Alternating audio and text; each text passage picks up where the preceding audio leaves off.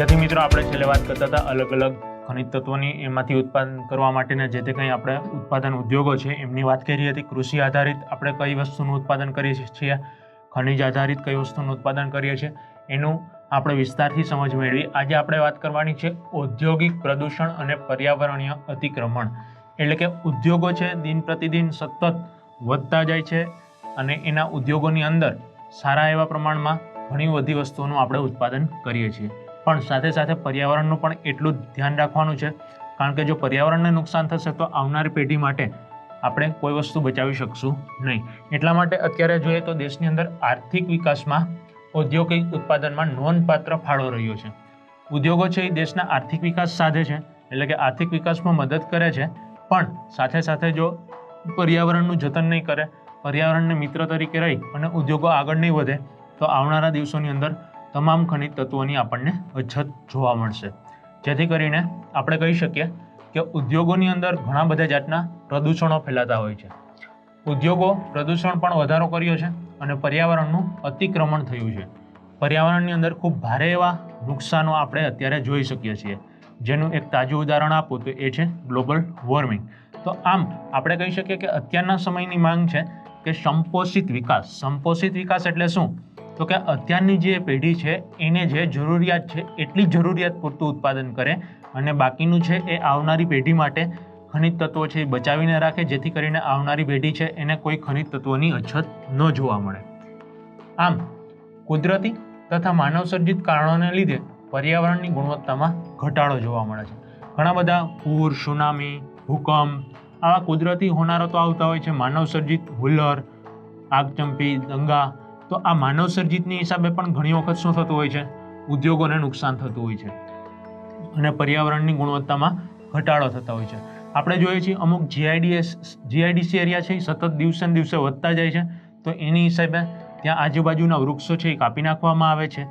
આજુબાજુની નદીઓની અંદર કેમિકલવાળું ખરાબ પ્રદૂષિત પાણી વહેડાવવામાં આવે છે અને હવાની અંદર પણ ચીમનીમાંથી મોટા પ્રમાણમાં કાર્બન ડાયોક્સાઇડ, કાર્બન મોનોક્સાઇડ આવા ઝેરી વાયુ છોડવામાં આવે છે. જૂના અને ખૂબ જ ઘસાઈ ગયેલા યંત્રો યુઝ કરવામાં આવે તો એની હિસાબે ધ્વનિની અંદર પણ વધારો થાય છે, એટલે કે ધ્વનિ પ્રદૂષણ પણ થાય છે. તો અહીં આપણે કહી શકીએ કે મુખ્ય 4 પ્રદૂષણ છે. મુખ્ય 4 પ્રદૂષણના પ્રકાર છે. કયું? હવા પ્રદૂષણ, ભૂમિ પ્રદૂષણ, જળ પ્રદૂષણ અને ધ્વનિ પ્રદૂષણ.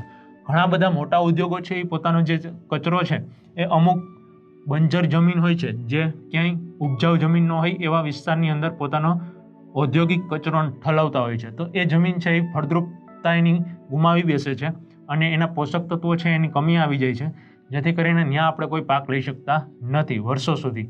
તો આ ભૂમિ પ્રદૂષણ થાય છે આ રીતે.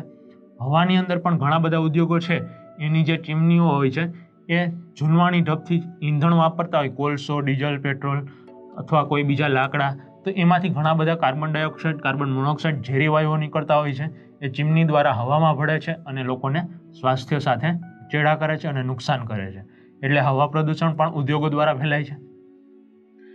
જળ પ્રદૂષણની વાત કરવામાં આવે તો જળ પ્રદૂષણ છે એ ઉદ્યોગો છે એના કેમિકલવાળા પાણી છે એને શુદ્ધ કરી અને પછી એને નદીની સાથે ભેળવી શકે છે, પણ મોટાભાગના ઉદ્યોગો પોતાના આર્થિક ખર્ચને ઓછો કરવા માટે શું કરે છે? કેમિકલવાળું ઝેરી પાણી આજુબાજુના વોકડા છે, આજુબાજુની નદીઓ છે એમાં વહેડાવી દે છે, જેથી કરીને જળ પ્રદૂષણમાં પણ વધારો થાય છે અને આજુબાજુના સ્તર છે, પાણીના સ્તર એ નીચે આવે છે અને કેમિકલવાળું, કલરવાળું પાણી લોકોને સ્વાસ્થ્યમાં પીવું પડે છે, જે એમના સ્વાસ્થ્ય માટે નુકસાનકારક છે.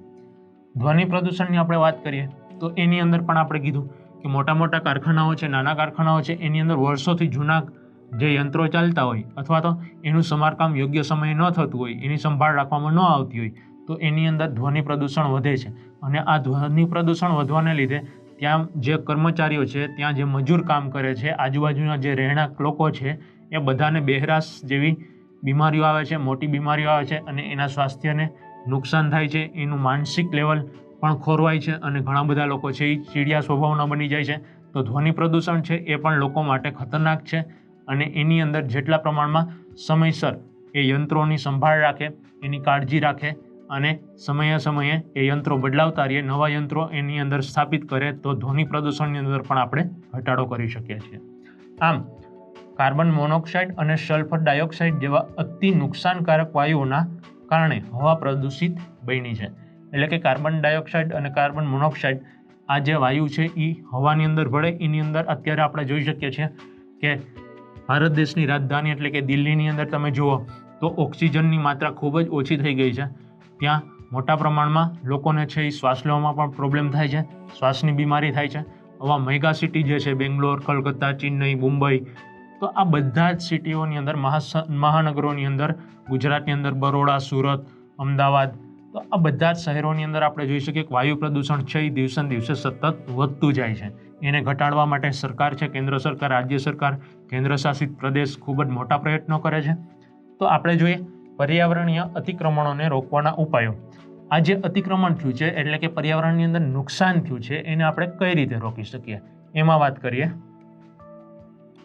ઔદ્યોગિક વિકાસનું યોગ્ય આયોજન કરી પ્રદૂષણની માત્રા ઘટાડી શકાય છે.